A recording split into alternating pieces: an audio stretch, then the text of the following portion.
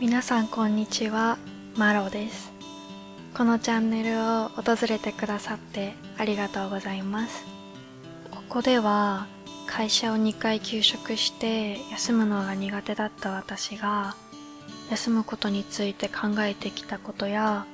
日々の中で感じたことをぼそっとつぶやいていきます。私もお水とお菓子を準備してみたので皆さんもリラックスしてラジオ感覚で聞いてもらえたら嬉しいです。今日は止まるのが怖い。休んでも今のままの自分が続くだけな気がする。と休むことへの恐怖からちゃんと休めていなかった頃の話をしてみようと思います。まず休むのってとても怖いですよね。周りの人はどんどん進んでいるのに自分だけ止まってしまう気がして、この止まっている期間って誰も保証してくれないし、周りに遅れを取ったら自分がどんどん下のレベルに落ちていく気がして、近くで支えてくれている家族や友人ですら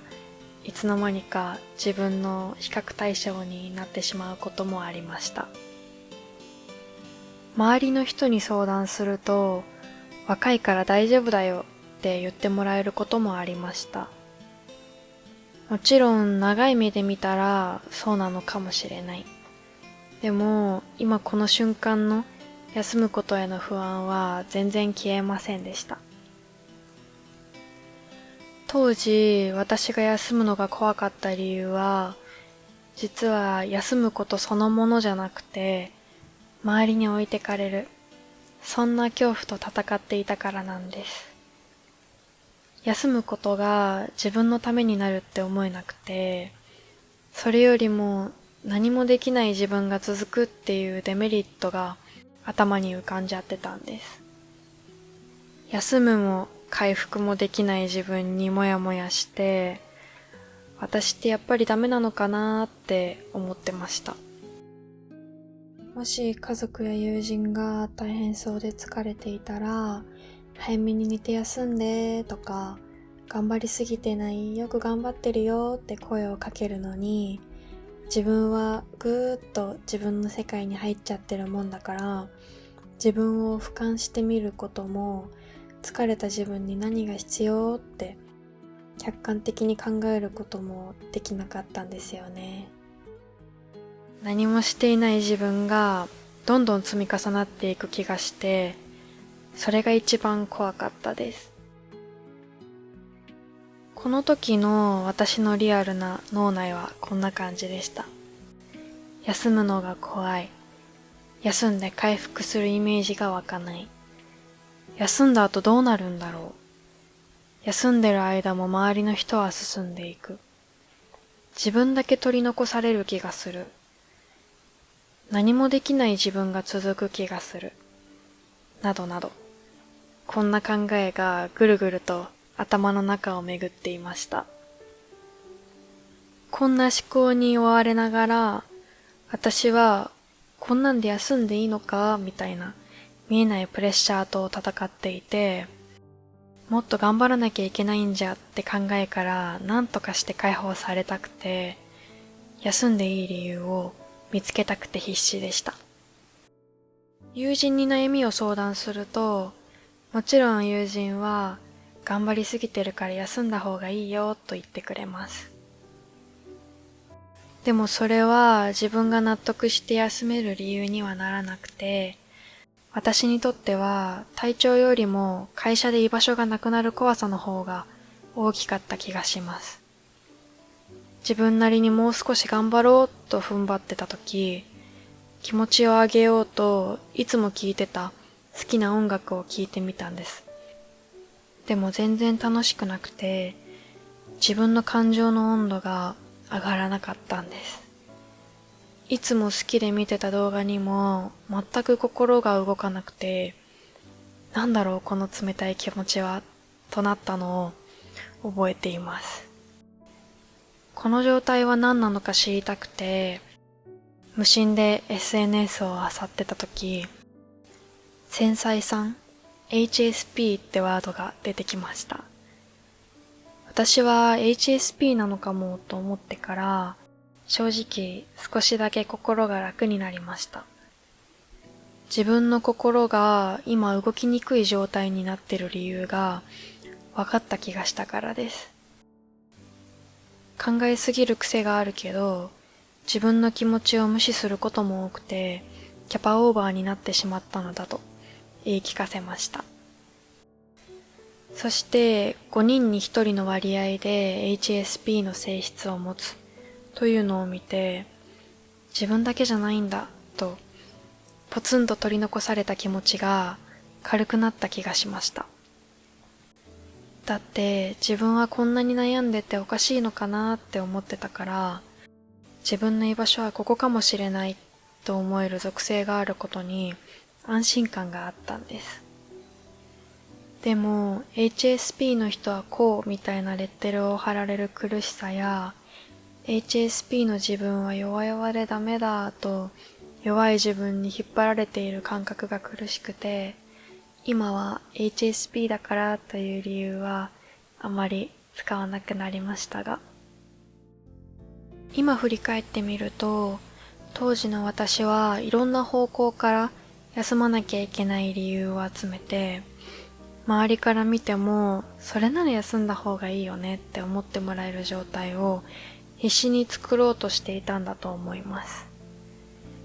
休むことをサボりだと思われたくなくて、これなら休んでも仕方がないよねって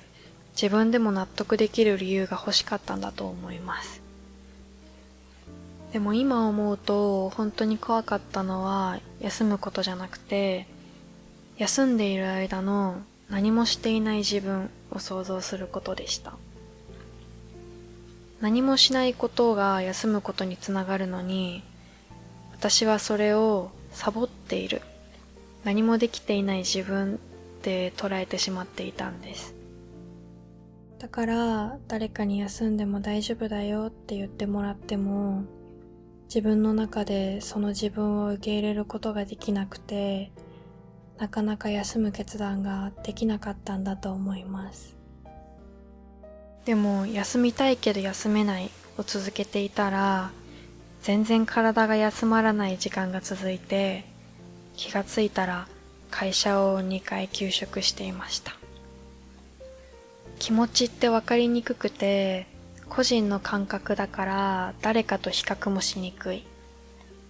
気持ちも見た目とか体に分かりやすく出てくれるものであったらいいのにと思ったりもしてました。風邪をひいた時とか怪我をした時みたいに休んでもいい理由が分かりやすく見えるわけでもなくて、自分の気持ちもはっきりこんな感じって言葉にできるわけじゃなくて、休む決断をするにはとてもわかりにくい形で苦しさが自分の中に現れていました。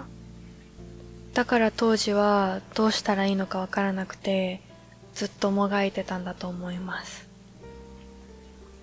そんな私が休もうと思ったのは、体にわかりやすく変化が出てきたからでした。電車に乗るのが怖くなったり、夜涙が止まらなくなったり、そこでようやく、自分って今結構苦しいのかもしれないって思えたんです。自分だけが止まる怖さはありました。先の不安ももちろんずっとありました。でも今の自分は明らかに悲鳴を上げている。このまま頑張り続けるより、一度ちゃんと休んでから先のことを考えた方がいいかもしれない。そんな考えがふっとよぎったんですよね。私はこんな時でも、あの人の方が大変そうなのに、私が休んでいいのかなとか、他の人と比較してしまっていましたが、比べる必要はこれっぽっちもなくて、人それぞれ合う合わないがあって、自分が大切にしたい何かが失われそうだから、体が休みたいと思っている。なんか常に追われている感覚というか、頑張っていないといけない感覚がありますが、自身が心休まる時間を作ることも大切だと今は感じています。休むのが下手くそだった私ですが、少し前に自分がリラックスできる時間を作る方法に気づきました。それは自分の感覚に集中する時間を作ってあげることです。例えば、ご飯を食べるときに目をつぶってご飯の美味しさを思いっきり味わってみたり、海風に当たりながらゆっくりと過ぎる時間の流れを感じてみたり、自然がある場所に行って草木や鳥の鳴き声に耳を澄ませてみたり、何かしながらじゃなくて、ご飯だったりおやつだったり散歩だったり、ぼーっとしたり心地よい時間を過ごしている自分に、自分がどう感じているのか、自分の声を聞いてみる。自分の気持ちをなるべく優先するようにしていると、前もこれ好きだったかも、と自分が好きだった時間を思い出したりすることもあって、こんな感じで自分の感覚を取り戻す練習をしていました。これを続けていくうちに、だんだん自分の中に楽しさが生まれて気持ちが軽くなったり、考え事の量が減ったり、悪い夢を見なくなったり、少しずつ自分を見つめられるようになった気がします。もし今休むのが怖いなって感じている方がいたら、